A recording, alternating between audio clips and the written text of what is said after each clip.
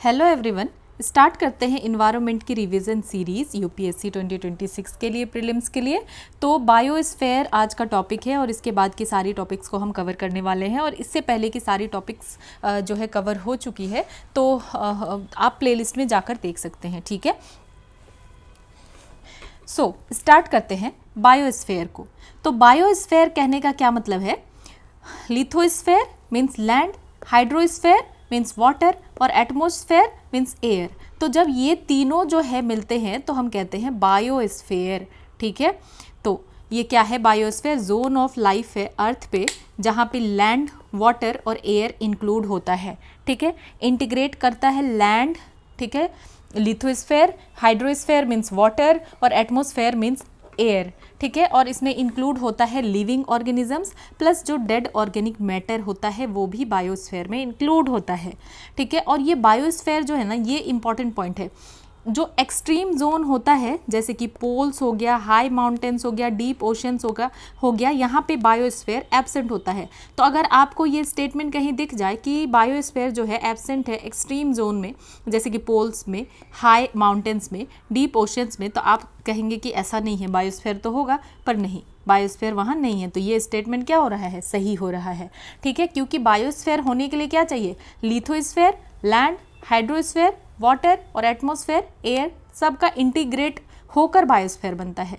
ठीक है, then dormant life जैसे कि फंगल स्पोर्स वगैरह एग्जिस्ट कर सकता है 8000 मीटर से ऊपर, ठीक है, लेकिन बट नॉट एक्टिव। पर ये एक्टिव लाइफ वहाँ देखने के लिए नहीं मिलेगा। डॉर्मेंट लाइफ हो सकता है कि हाँ ठीक है, कुछ फंगल स्पोर्स वगैरह वहाँ एग्जिस्ट कर रहा है, लेकिन प्रॉपर हमें बायोस्फेयर देखने के लिए नहीं मिलेगा। ठीक है, देन इकोसिस्टम के बारे में तो हम पहले भी वीडियोज़ में समझ चुके हैं कि फंक्शनल यूनिट ऑफ नेचर है, जहाँ पे लिविंग ऑर्गेनिज्म इंटरेक्ट करते हैं एक दूसरे के साथ और अपने सराउंडिंग फिजिकल इन्वायरमेंट के साथ, और एनर्जी यहाँ एक्सचेंज होता है बायोटिक और एबायोटिक कंपोनेंट्स के बीच में। देन सिस्टम लेवल प्रोसेसेस जैसे कि न्यूट्रिएंट साइक्लिंग, एनर्जी फ्लो, ये सब कुछ इमर्ज होता है नेचुरली। ठीक है, देन इकोलॉजिकल हायरार्की को समझते हैं, वैसे हम देख चुके हैं पर फिर से समझ लेते हैं। तो levels of organisation in nature, small से लार्ज देख लेते हैं। ठीक है, कि किस तरीके से ऑर्गेनाइजेशन हुआ है, इकोलॉजिकल हायरार्की क्या है। तो लेवल्स अगर हम देखें तो सबसे पहले ऑर्गेनिज्म या इंडिविजुअल आता है, जहाँ पे कि वन लिविंग बीइंग है। ठीक है, जैसे कि एक डियर हो गया। देन पॉपुलेशन, तो यहाँ पे ग्रुप ऑफ सेम स्पीसीज होगा उसी एरिया में, वन एरिया में, जैसे कि हर्ड ऑफ डियर की काफ़ी सारे डियर जो है साथ में हैं। देन कम्युनिटी, कि यहाँ पे डिफरेंट स्पीसीज साथ में रह रहे हैं, जैसे डियर भी है, ट्रीज भी है, बर्ड्स भी है, इंसेक्ट्स भी है। ठीक है, then ecosystem means community plus non living things. ठीक है, यहाँ इकोसिस्टम में कम्युनिटी के साथ नॉन लिविंग थिंग्स भी आ जाता है, जैसे कि वाटर, सॉयल, एयर, सनलाइट। ठीक है, जैसे फॉरेस्ट इकोसिस्टम की यहाँ पे कम्युनिटी भी हो गया, नॉन लिविंग थिंग्स भी हो गया, जैसे वाटर, वाटर, सॉयल, एयर और सनलाइट। ठीक है, ये सब कुछ। देन बायोम, बायोम का मतलब large region with similar climate and vegetation.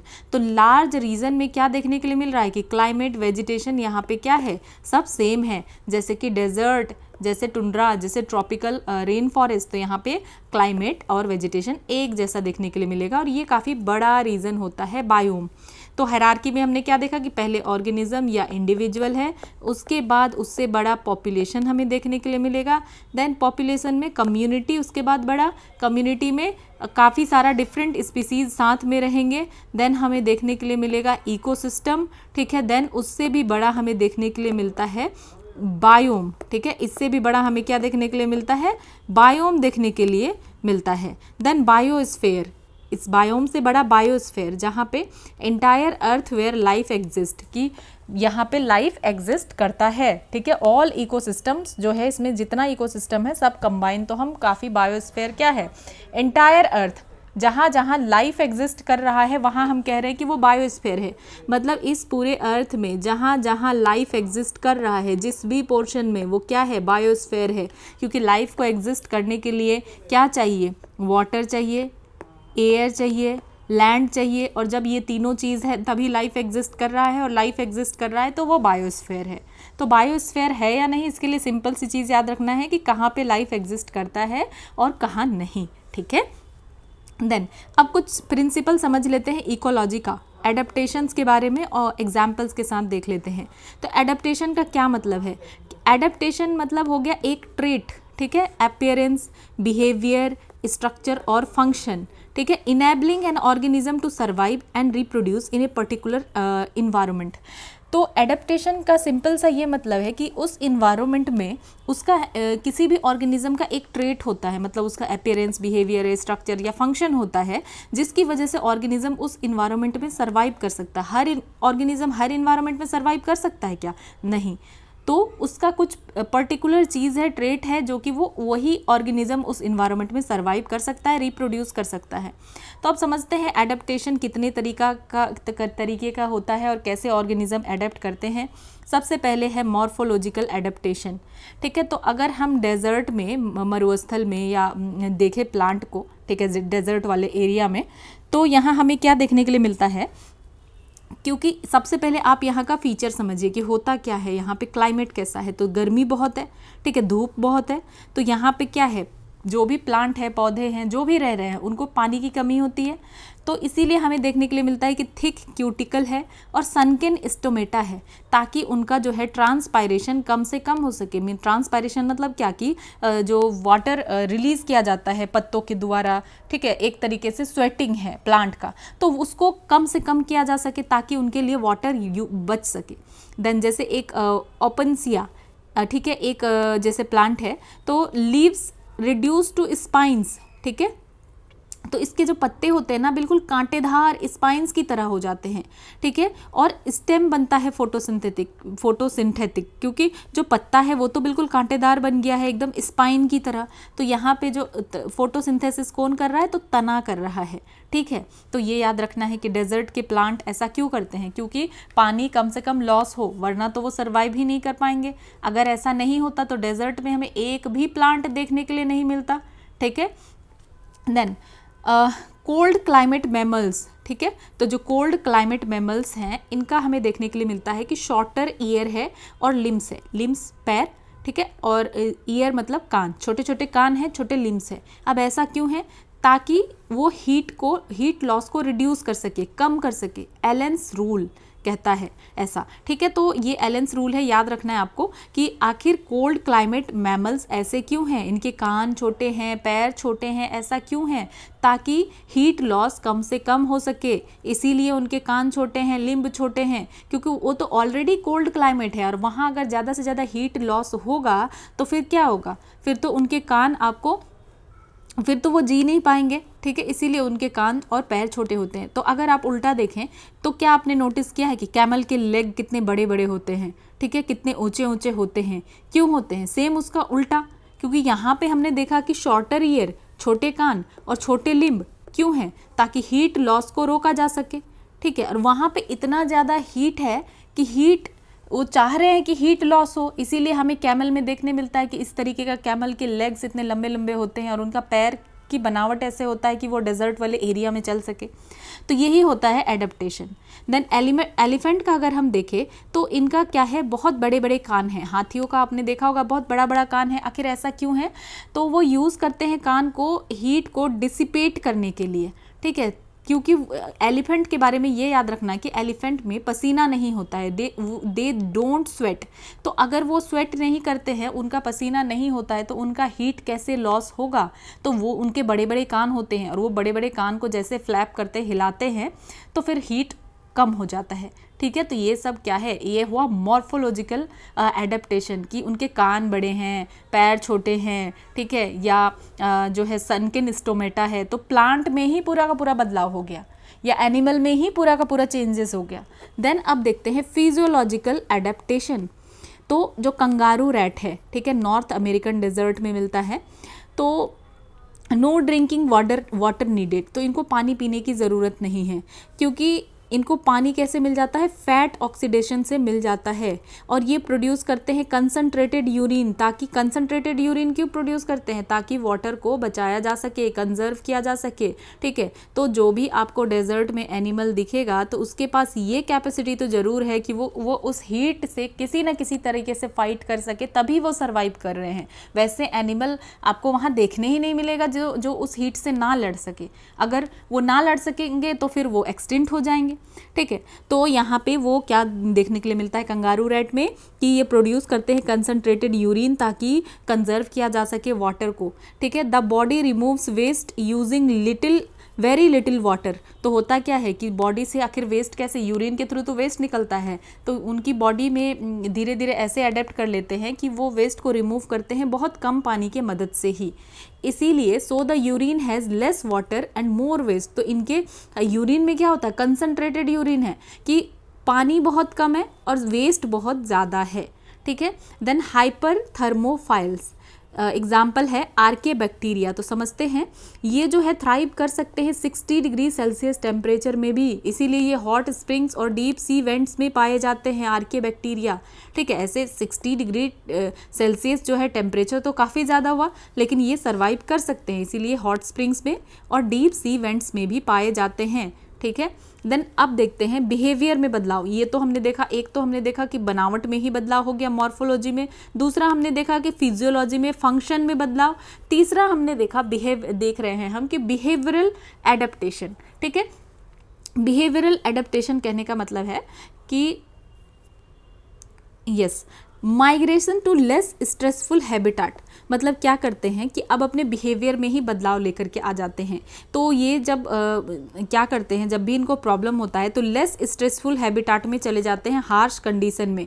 जैसे हम हमेशा ही सुनते हैं कि बर्ड्स और एनिमल्स माइग्रेट करते हैं कब, विंटर में, ठीक है। या साइबेरियन बर्ड भी देखा जाता है कि ये जब वहाँ काफ़ी ज़्यादा ठंड होता है तो ये दूसरे जगह माइग्रेट करते हैं।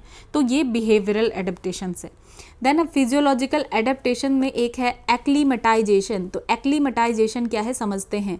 तो occurs over short time in response to environmental change. तो ये शॉर्ट टाइम के एक्लीमेटाइजेशन जो है ना, शॉर्ट टाइम के लिए होता है इन्वायरमेंट के बदलाव से लड़ने के लिए, उस रिस्पॉन्स में। जैसे कि जब हाई ऑल्टीट्यूड पे जाते हैं तो वहाँ पे ऑक्सीजन का लेवल क्या होता है, कम होता है। तो अगर कोई इंसान नीचे ही रह रहा है और वो अचानक से हाई ऑल्टीट्यूड पे गया है और वहाँ ऑक्सीजन का लेवल कम है, तो वहाँ क्या होता है, ब्रीदिंग रेट बढ़ जाता है, मतलब आरबीसी प्रोडक्शन जो है ज़्यादा से ज़्यादा होने लगता है, ठीक है। और हीमोग्लोबिन्स O2 बाइंडिंग कैपेसिटी कम होता है। तो ये क्या है, एक फिजियोलॉजिकल एडेप्टेशन है। उस टाइम जो O2 ऑक्सीजन लेवल लग रहा है कि हाँ कम हो रहा है, तो उस टाइम ये बॉडी का मैकेनिज्म होता है, ब्रीदिंग रेट बढ़ जाता है जाकर पहाड़ों में, ठीक है, हाई ऑल्टीट्यूड में आरबीसी प्रोडक्शन वहाँ बढ़ जाता है और हीमोग्लोबिन का जो ऑक्सीजन बाइंडिंग कैपेसिटी है वो फिलहाल के लिए उस वक्त के लिए कम हो जाता है, ठीक है। देन बिहेवियरल एडेप्टेशन में डेजर्ट लीजर्ड्स छिपकली, ठीक है। तो अनलाइक मैमल्स ये क्या करते हैं, तो ये जो है जैसे कि मैमल क्या है कि खुद का बॉडी के हीट को लूज़ कर सकते हैं, ठीक है, स्वेटिंग करके या कुछ भी हो, थर्मो रेगुलेशन कर सकते हैं। देन डेजर्ट का जो डेजर्ट में जो लिजर्ड्स पाया जाता है, तो ये क्या करते हैं, bask in sun to absorb heat. जब इनको हीट चाहिए होता है तो ये धूप सेकने चले जाते हैं, ठीक है। और जब इनकी बॉडी बहुत हॉट हो जाती है तो फिर ये हाइड कर जाते हैं शेड में, ठीक है, या बरो अंदर की तरफ चले जाते हैं ये कहीं। तो ये इनका एडेप्टेशन है कि जब इनको हीट चाहिए तो चले जाते हैं, और जब इनको जो है हीट से बचना है तो ये क्या करते हैं कि टू हॉट जब हो जाता है तो कोई ऐसे जगह चले जाते हैं जहाँ छाँव हो, ठीक है। तो ये बिहेवियरल एडेप्टेशन है। देन एक और टर्म है वेरिएशन। वेरिएशन क्या होता है, तो वेरिएशन कॉज्ड बाय म्यूटेशन की वजह से, जेनेटिक चेंजेस की वजह से, चाहे एडिशन हो या डिलीशन हो किसी भी जीन्स का। Then environmental and geographical barriers की वजह से वेरिएशन होता है, ठीक है। या तो म्यूटेशन की वजह से, या कोई जेनेटिक बदलाव हुआ शरीर में, कोई जीन ऐड हुआ या डिलीट हुआ, या इन्वायरमेंटल और जोग्राफिकल बैरियर्स की वजह से। ये जो है हमें ह्यूमंस पे देखने के लिए मिलता है, ठीक है। Seen in humans as skin colour अलग है सबका, हेयर टाइप अलग है, किसी का कर्ली है, किसी का स्ट्रेट है, आई का शेप या कलर सबका अलग अलग देखने के लिए मिलता है। ये क्यों होता है? वेरिएशन की वजह से ही होता है, चाहे तो वो म्यूटेशन की वजह से हो, चाहे जेनेटिक चेंजेस की वजह से हो, चाहे इन्वायरमेंटल या जोग्राफिकल बैरियर्स की वजह से हो। देन नेक्स्ट टर्म है एडेप्टिव रेडिएशन। तो इसका क्या मतलब है कि organism evolve diverse trait from a common ancestor, कि उनके एंसेस्टर जो थे ना, पूर्वज जिसको हम कहते हैं एंसेस्टर, वो कॉमन है लेकिन इनके अंदर डाइवर्स ट्रेट है, ठीक है, अलग अलग तरीके का ट्रेट देखने के लिए मिलता है। तो ये क्यों होता है? न्यू इन्वायरमेंटल नीश के वजह से और चेंजेस की वजह से, इन्वायरमेंट की वजह से या उनका जो फंक्शनल रोल है उनकी वजह से, जहाँ वो रह रहे हैं उन इन्वायरमेंट की वजह से। सो नेक्स्ट एग्जाम्पल देखते हैं, डार्विन्स फिंचेस, ठीक है। डार्विन्स फिंचेस जो है दिखाता है यहाँ पे डिफरेंट टाइप ऑफ जो है बीक्स है, जो कि ये बताता है कि किस तरीके से फूड सोर्सेज की वजह से अलग अलग तरीके से जो है इन बर्ड्स के वीक्स जो है डेवलप हुए, ठीक है। तो ये एडेप्टिव रेडिएशन का एग्जाम्पल है डार्विन्स फिंचेस। देन स्पेसिएशन मतलब फॉर्मेशन ऑफ न्यू स्पीसीज, तो ड्रिवन बाय एवोल्यूशन, तो ये एवोल्यूशन से ड्रिवन है। यहाँ पे involves genetic changes plus reproductive isolation भी है। स्पेसिएशन की पूरा एक स्पीसीज ही बन गया, नया स्पीसीज बन गया, ठीक है। फॉर्मेशन ऑफ न्यू स्पीसीज ये एवोल्यूशन के थ्रू होता है, यहाँ पे जेनेटिक चेंजेस इन्वॉल्व होता है और रिप्रोडक्टिव आइसोलेशन भी होता है, ठीक है। तो यहाँ पे जो है क्या होता है देखते हैं कि जोग्राफिकल आइसोलेशन हो गया, ठीक है। जोग्राफिकल आइसोलेशन की वजह से जो इधर स्पीसीज़ हैं और इधर स्पीसीज़ हैं ये अलग रह गए, ठीक है। तो यहाँ पे अब किसी भी तरीके का कनेक्शन नहीं हो पा रहा है, इधर स्पीसीज़ अलग रह गए। तो अब यहाँ पे पॉपुलेशन जो है इंटरब्रीड नहीं कर सकते, population can no longer interbreed, तो इसकी वजह से जो है स्पेसिएशन हो जाता है, ठीक है। स्पेसिएशन मतलब फिर धीरे धीरे ये डिफरेंट तरीके के सेम स्पीसीज़ जो है अलग तरीके के स्पीसीज़ में बदल जाते हैं, ठीक है, नया स्पीसीज़ बन जाता है, क्योंकि अब ये जो है पॉपुलेशन इंटरब्रीड ही नहीं कर पा रहे कि सेम तरीके की स्पीसीज़ प्रोड्यूस हो, ठीक है। तो ये इसको कहते हैं स्पेसिएशन। तो अब इसमें होता है एलोपैट्रिक स्पेसिएशन मतलब जोग्राफिक स्पेसिएशन, दूसरा होता है सिम्पैट्रिक स्पेसिएशन, यहाँ पे कोई फिजिकल सेपरेशन नहीं होता है, तो समझते हैं। देन एलोपैट्रिक स्पेसिएशन, ठीक है, इसको कहते हैं जोग्राफिक स्पेसिएशन। तो इसका क्या मतलब है कि जो फिजिकल बैरियर्स है जैसे कि माउंटेन्स, रिवर्स और ओशियंस की वजह से यहाँ पे क्या होता है, सेपरेशन हो जाता है, ठीक है, इंटरब्रीड नहीं कर पाते हैं। तो पॉपुलेशन में कुछ बदलाव देखने के लिए मिलता है, एक तो जेनेटिक ड्रिफ्ट देखने के लिए मिलता है, दूसरा नेचुरल सिलेक्शन। तो ये क्या है, ये natural selection mechanism of evolution है जहाँ पे ऑर्गेनिज्म जो है बेटर अडेप्ट करते हैं टू देयर इन्वायरमेंट, ठीक है, अपने इन्वायरमेंट के साथ अडेप्ट करते हैं सर्वाइव करने के लिए और रिप्रोड्यूस कर सके सक्सेसफुली इसके लिए, ठीक है। तो नेचुरल सिलेक्शन क्या है, मैकेनिज्म है एवोल्यूशन का जहाँ पे ऑर्गेनिज्म बेटर वे में अडेप्ट करते हैं ताकि वो सर्वाइव कर सके और रिप्रोड्यूस कर सके मोर सक्सेसफुली। तो ओवर टाइम होता क्या है कि इन फिजिकल बैरियर्स की वजह से कोई इंटरब्रीडिंग नहीं हो पाता है, ठीक है। तो इंटरब्रीडिंग नहीं हो पाता है तो पहले तो क्या होता है कि अगर क्योंकि ये नेचुरल बैरियर्स वगैरह है तो अब यहाँ पे इंटरब्रीडिंग नहीं हो पाया, तो यहाँ पे ओवर टाइम अब क्या हो गया कि अब अगर ये बैरियर को हटा भी दिया जाए फिर भी इंटरब्रीड नहीं हो रहा है, ठीक है। जैसे कि इसका एग्जाम्पल है Darwin's finches on Galapagos island, ठीक है। तो यहाँ हमें क्या समझ में आया कि जैसे ये जो भी ऑर्गेनिज्म है, ठीक है, यहाँ पे अब जोग्राफिक आइसोलेशन की वजह से ये इंटरब्रीड नहीं कर पाए। और फिर बाद में क्या होता है, सपोज ये जोग्राफिक आइसोलेशन जो ये माउंटेन बन गया, अब ये अगर प्लेन भी हो जाए और ये इधर और इधर आ जा सकते हैं फिर भी ये इंटरब्रीड नहीं करते। तो ये हो गया एलोपैट्रिक जो है स्पेसिएशन। देन दूसरा है सिम्पैट्रिक स्पेसिएशन, यहाँ पे कोई फिजिकल सेपरेशन नहीं होता है लेकिन रिप्रोडक्टिव आइसोलेशन हो जाता है, ठीक है, क्योंकि बिहेवियरल चेंजेस हो सकता है कि अगर स्पीसीज है ऑर्गेनिज्म में ही बिहेवियर में बदलाव आ गया, मेटिंग कॉल्स, ठीक है, कि अब ऑर्गेनिज्म के बिहेवियर में बदलाव है, डाइटरी डिफरेंसेस है या क्रोमोजोमल चेंजेस हो गया, ठीक है, जिसको कहते हैं पॉलीप्लॉइडी। तो इन सब चीज़ों की वजह से अब मतलब कि यहाँ कोई ज्योग्राफी नहीं बीच में आ रहा है, कुछ प्रॉब्लम नहीं है, लेकिन फिर भी बिहेवियरल बदलाव, डाइटरी डिफरेंस या क्रोमोसोमल बदलाव की वजह से यहाँ पे रिप्रोडक्टिव आइसोलेशन हो रहा है और न्यू स्पीसीज अराइज करते हैं with in same geographical area की उसी ज्योग्राफिकल एरिया में दो तरीके के अलग अलग स्पीसीज आपको मतलब डिफरेंट तरीके के अलग अलग स्पीसीज देखने के लिए मिलेंगे। ठीक है, देन यहाँ पे जो है ह्यूमन का एवोल्यूशन कैसे हुआ, तो ऑस्ट्रेलोपिथिकस, देन होमो हैबिलिस, होमो erectus, Neanderthal man, then homo sapiens. ठीक है, तो इस तरीके से मैन का धीरे धीरे जो है एवोल्यूशन होता है। देन तो यहाँ पे आपने दोनों चीज़ों को समझ लिया कि सिंपैट्रिक में क्या है कि यहाँ फिजिकल सेपरेशन नहीं है लेकिन फिर भी रिप्रोडक्टिव आइसोलेशन है, और यहाँ पे रिप्रोडक्टिव आइसोलेशन क्यों है, क्योंकि फिजिकल बैरियर है और ओवर टाइम जब बैरियर हट भी गया तब भी जाकर के ये इंटरब्रीड अब नहीं कर रहे हैं। ठीक है, दैट्स इट, बस इतना ही है। देन समझते हैं म्यूटेशन क्या है। म्यूटेशन का मतलब है sudden changes in genetic material, DNA में। अगर सडन चेंज देखने मिले किसमें, जेनेटिक मटेरियल मीन्स डीएनए में, तो ये म्यूटेशन है।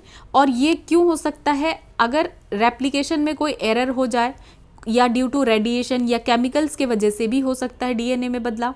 ठीक है, sudden change in genetic material that is DNA. तो सोर्स ऑफ न्यू जीन की वजह से, तो अब अगर ये जो नया जीन आया तो इसकी वजह से वेरिएशन हो सकता है, मतलब म्यूटेशन की वजह से वेरिएशन हो सकता है, जो कि हमने पढ़ा, जिसकी वजह से जो ह्यूमंस आपको या कोई भी चीज़ आपको क्या दिखेगा, इतना डिफरेंट। अगर ह्यूमन के आप रेसेस को देखें तो किसी का कलर कैसा है, किसी के बाल कैसे हैं, ज्योग्राफी के वजह से या चीज़ों की वजह से आप देख सकते हैं कि ह्यूमन कितने अलग अलग तरीके के हैं। ठीक है, सेम फीचर है, सब कुछ है, लेकिन कितना अलग दिखते हैं एक दूसरे से। देन रिकॉम्बिनेशन, तो रिकॉम्बिनेशन का मतलब है ये कब होता है, occur during meiosis plus fertilisation के टाइम पे रिकॉम्बिनेशन होता है। तो मतलब क्या है कि new gene combinations create new gene combinations each generation, तो हर जनरेशन में नया जीन कॉम्बिनेशंस क्रिएट होता है। Adds to intra species variation, तो जो इंट्रा स्पीसीज है उसमें भी वेरिएशन देखने के लिए मिलता है। मतलब क्या है कि रिकॉम्बिनेशन होता है मियोसिस और फर्टिलाइजेशन के टाइम पे, और नया जीन कॉम्बिनेशन क्रिएट होता है हर जनरेशन में, इसीलिए इंट्रा स्पीसीज वेरिएशन भी देखने के लिए मिलता है। ठीक है, कि सेम स्पीसीज के अंदर भी कैसे वेरिएशन है, इंट्रा मीन्स सेम, ठीक है, इंटर मीन्स हो गया डिफरेंट, लेकिन इंट्रा का मतलब हो गया कि सेम स्पीसीज में भी आपको वेरिएशन देखने के लिए मिलता है। Then natural selection, Darwin and Wallace, तो डार्विन का ये फेमस थ्योरी है नेचुरल सिलेक्शन। तो इसका क्या मतलब है, environment selects trait favourable for survival. कहने का क्या मतलब है कि इन्वायरमेंट उसी ट्रेट को जो है सेलेक्ट करता है जो कि सर्वाइवल के लिए फेवरेबल है। ठीक है, इंडिविजुअल विथ एडवांटेजियस ट्रेट, तो कोई ऐसे इंडिविजुअल जिनका ट्रेट एडवांटेजियस है उस इन्वायरमेंट के हिसाब से, तो वो सर्वाइव करेंगे, रिप्रोड्यूस करेंगे, और वो ट्रेट फिर पास होता रहेगा नेक्स्ट जनरेशन को, और इसी तरीके से फिर एडेप्टेशन होता है। मतलब क्या है कि उस इन्वायरमेंट आपको सेलेक्ट कर रहा है।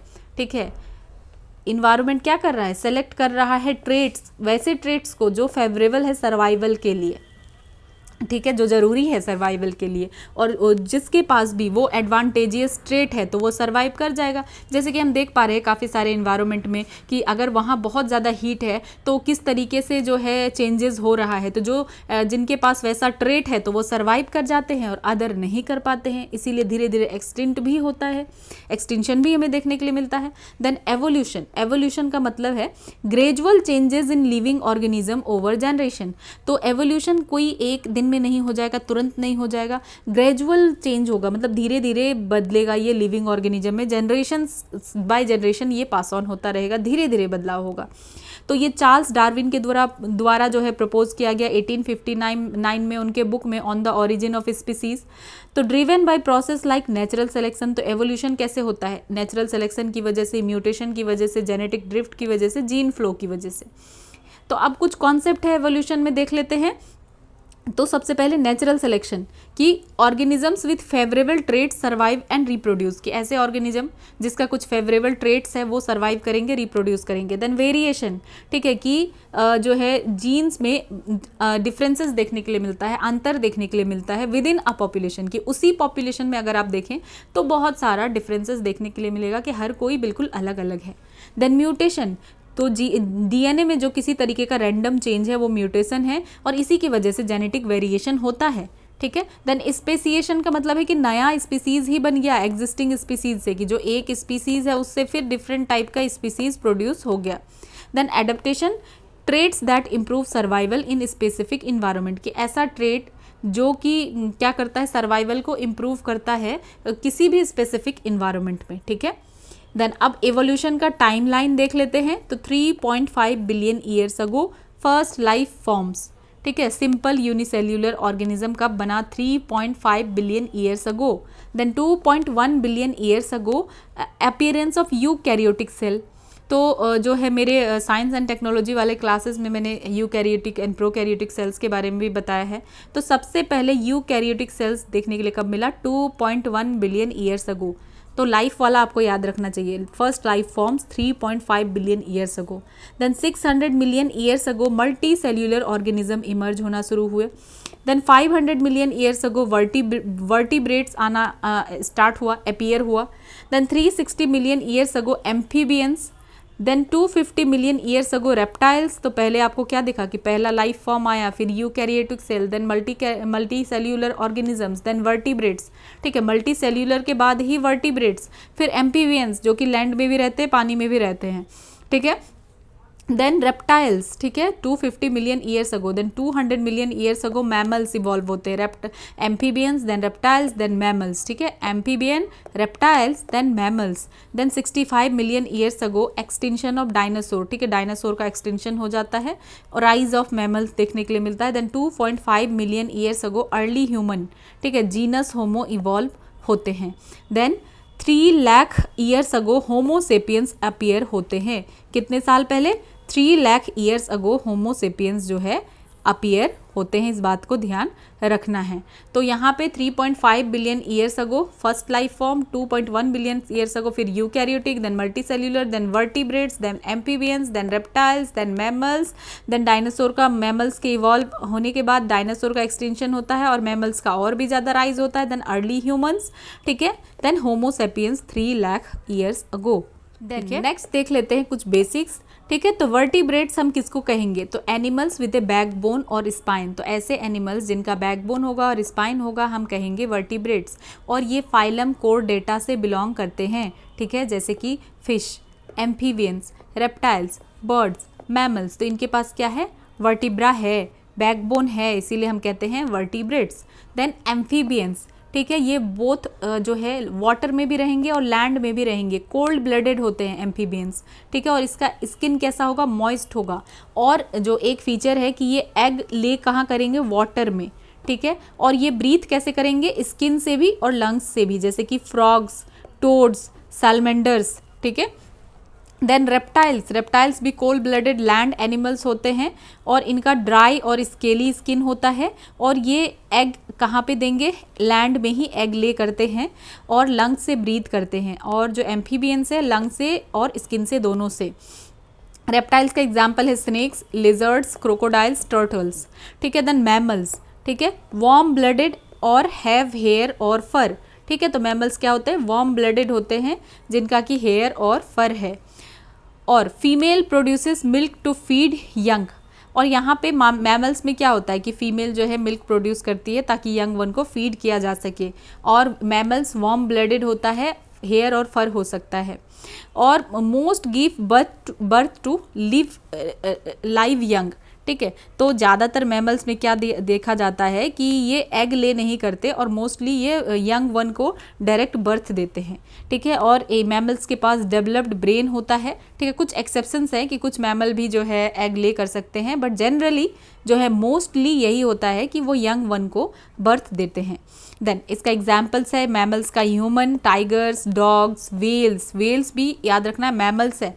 देन बैट्स भी मैमल्स है, ठीक है।